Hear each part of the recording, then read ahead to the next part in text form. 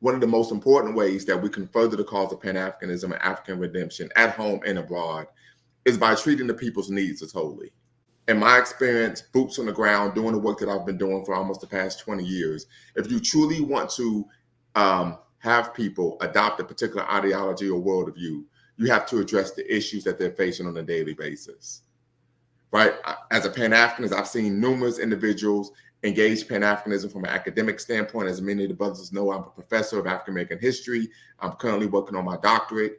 And we find situations to where, okay, we are able to engage in intellectual masturbation about this Black radical tradition of audacious self-assertion in the face of white hegemony. And we could go on all day long, right, and be didactic in nature and, you know, give this beautiful speech. But at the end of the day, that doesn't put food on the table, clothes on people's back, or a roof over their head, right?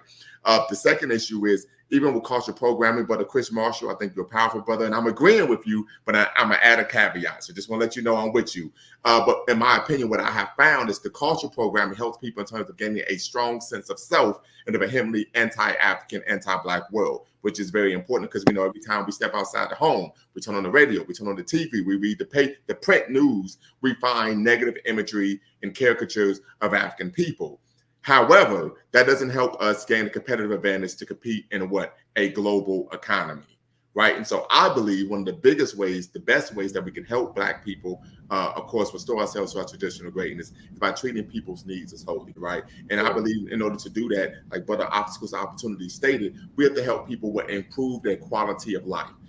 Whenever I meet brothers and sisters, and we know there are a number of individuals in our community who have what I would like to call some anti-African identities, right? They believe they're Hebrew Israelites, they're Moors, they're Native Americans. They're blue people in the movie Avatar, right? But everything but African, right? But what we tend to find is what? They all are unable to show you how having this particular identity benefits them tangibly.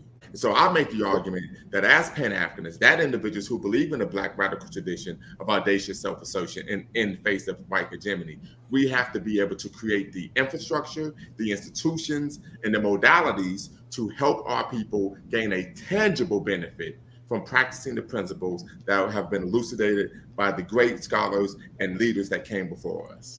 Yo, we got to have something tangible. I used to be in so many Pan-African groups. Oh man, yeah, back in 1996 and da-da-da-da, and the Christians and Afrocentric, then they got the dashiki on and they selling black soap. But I'm like, yo, we have to expand more than this. We have to have factories. You can't convince people to be Pan-Africanists and you in the basement like, oh man, hold on, man. The internet ain't working quite right now. And then they're like, yo, who is you? Like, what do you have to offer? And a lot of times we had nothing to offer. You know, understand? Mm-hmm. Like, I know Pan-Africans on the back channel. So when they were in Africa doing, deals with real estate, like land and acquiring it, they didn't know what they was doing. They was getting torn up. Contracts wasn't properly written. And it was like they were the smartest when it came to the history. They were intellects. Mm-hmm. But when it came to commerce, they didn't have that covered. Let's just say, I want to be diplomatic when I say it. They didn't have that basis covered, right? And so we have to, I think, in our culture, in our history, we have taken capital and been anti-capital because of what other people did with us with capital. And that's not, capital is a neutral tool, right? We don't have to use it the same way. We don't have to be so, like others were. And it made sense from their perspective, if you really look at it from their perspective. So when we look at it, we have to say, how do we give the people tangibles? And then we give them the tangibles, we give them the factory, and then we deliver them the Pan-Africanism. Because now they're listening like, oh my God, hold on. How did the brother like you, like, bro, I've been to Africa. When I opened up my first factory in Kenya, and I keep that on the low, so that's a nugget for you. But when we opened up our first factory in Kenya, I'm coming in, and the Kenyan governor from Baringo, he comes in the door and he's like, oh my God, wait, hold on. You black? And I'm like, yeah. He's like, man, what? We thought you was some white German man. And then I'm like, nah, and they're like, you're a Black American? This is crazy. And then, of course, after he took me to the county, and we checked out the county and we looked at everything on the ground, and then we kind of just laid out our plans. So we imported the machines, and then we just started producing the plastic that we needed and whatever. Once the business was set up, they was like, let me ask you something. How'd you figure this out? I want to hear. And that's when people are interested at the highest, and you have them right there in your grist.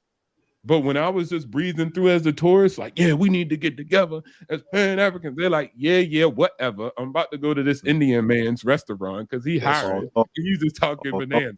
Even though they agree, they're like, yeah, that's nice. All right, catch you later. I got to drive for Uber now. I'm still starving. We need to have books. Exactly, right? I'm still starving. I'm still point A to point A. And then, yeah, you're going to have to provide me some tangible. And then I'm underneath your tutelage, just listening to you, and then possibly changing my life. I want to jump in though, because I know his brother made a great point, and Lumumba spoke to this as well about very often a lot of people who are Pan-Africanists are kind of stuck in a stage of glorifying the history, the Haitian Revolution, the empires, and that sort of thing. And Amos Wilson spoke about this very often, and the point that he was basically making is that if you're really serious about history, don't just study the great African empires, but study how we built those empires. So what happens a lot of the time is the economic tools that we need to build, the things that we need to build are right there in our history, but we're not really looking at history from that aspect. We're just looking at history like a feel-good exercise. Like we want to feel good that our ancestors built pyramids and they built empires in West Africa and that sort of thing, but we need to really get into the history to understand the economic systems that they put in place to build those things. And one of the points that Amos Wilson spoke to specifically that I've written about myself, that the Zulus, for example, we can't think of the Zulu Empire that Shaka Zulu built as just being the product of a great individual leader named Shaka. We also have to look at what reforms, what type of military innovations did he put in place to build the empire that he built, and also the economy. What kind of economic system did the Zulus have? How did that economic system, contribute to building the empire? Kemet's ancient Egypt, that's another great example of what kind of economic system sustained a civilization that was so advanced that they were building pyramids and that sort of thing. So I think it's important that, Pan-Africanists who get into history, we have to get into history and study it from a standpoint that is relevant and practical to our present day situations. It's not particularly practical to be going into impoverished communities telling people, oh, you should be proud because our ancestors built pyramids, but that's not going to feed you now. So how can you take that history and use that history to teach a lesson that could, give our people the tools that they need to build what it is that needs to be built now?